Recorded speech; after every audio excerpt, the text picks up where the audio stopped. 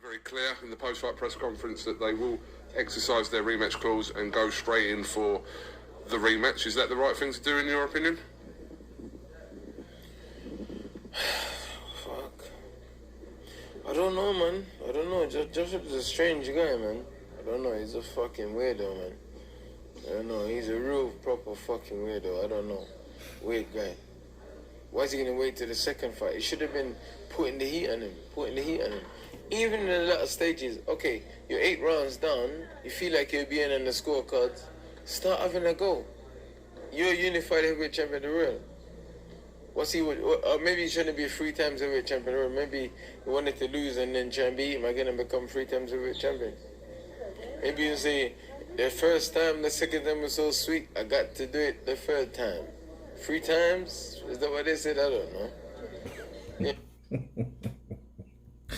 Those are the words of Dillian the Body Snatcher Whyte as he calls Anthony Joshua a proper effing weirdo. Well, the counterpunch that, guys, the reason for that, shout out to Coogan Cassius. I know everybody's a bit shell-shocked. Look at the way Whyte, he was just kind of like, don't fucking know, man. You know, everybody's baffled, you know, because we know Dillian Whyte don't want Anthony Joshua to lose again. I think the major beef came with Andy Ruiz because Andy Ruiz stole his opportunity to get his revenge, you know, by beating AJ, right? Because when they both fought, AJ and himself were undefeated. So I think that's a little something, you know, to think about. But then, so now Alexander Usyk's now been the second guy to beat Anthony Joshua. Okay, well, damn. That makes it not as good because then Dillian Whyte comes around, and then if he beats Joshua now, okay, he will be in a line with these guys, Andy, Alexander, and then him, right? So, you know, I think he's just gutted about that to a certain degree. However, you know, he called him weirdo because of the way he fought, you know, and a lot of people I was talking to, you know, boxing experts last night, and then they were like, okay, when he would hurt Usyk, he wouldn't do shit else. And I'm like, I'm going to say the same thing to you guys I did with them. Anthony Joshua, I think I don't know, even though he was overtrained. He could have been overtrained, but then he stayed too preserved. He didn't hit the gas. Alexander Usyk dictated the pace and everything. Joshua kind of sat back and tried to throw one punch at a time.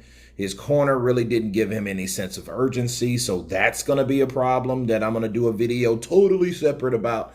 But, you know, he didn't do what he could have done, I feel. Okay? That ain't the Joshua that I'm used to seeing. The Joshua I'm used to seeing is throwing uppercuts. You know what I mean? Catching Usyk to a point. Maybe he's just so quick and slick. Maybe.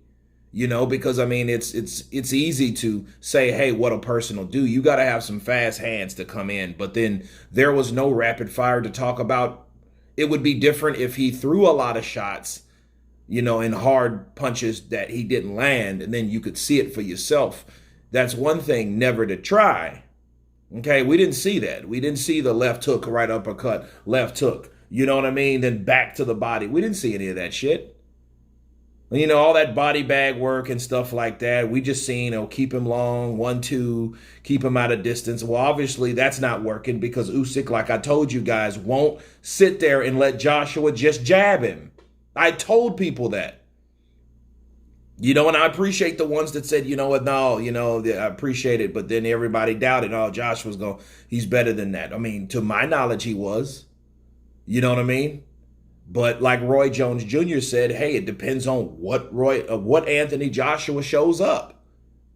So back to Dillian Whyte. Dillian Whyte was like, well, why you do that a second time? Why you try that shit last night? You know. But then again, none of these guys have been in there with Alexander Usyk. A rematch right away. I guess he has to because he's AJ. But I wouldn't do it right away. You know what I mean? I would get that eye checked out. But I mean, if he's okay to fight, You know, I don't know the stipulations of the contract either. You know, I think it may be, hey, you have an immediate rematch, you know, or else.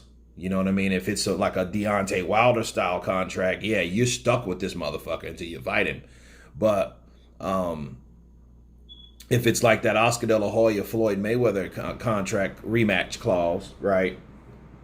Then he can fight someone else. I just want to see Undisputed at this point. It doesn't matter if it's AJ or not. I just thought he would be the best possible person to take that task to the other two fighters. But if the other two fighters don't fight other fighters, you know, what difference does it make? But they have to fight each other first.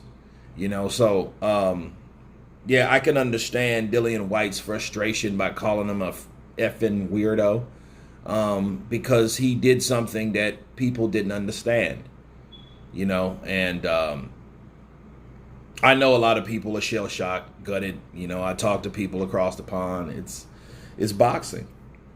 You know, if you don't go in there and if you allow that person to execute their game plan, these are the type of things that will happen. But anyway, you guys tell me what you think about Dillian Whyte's response to Anthony Joshua. Of course, please subscribe. And you guys been Counterpunch. Peace.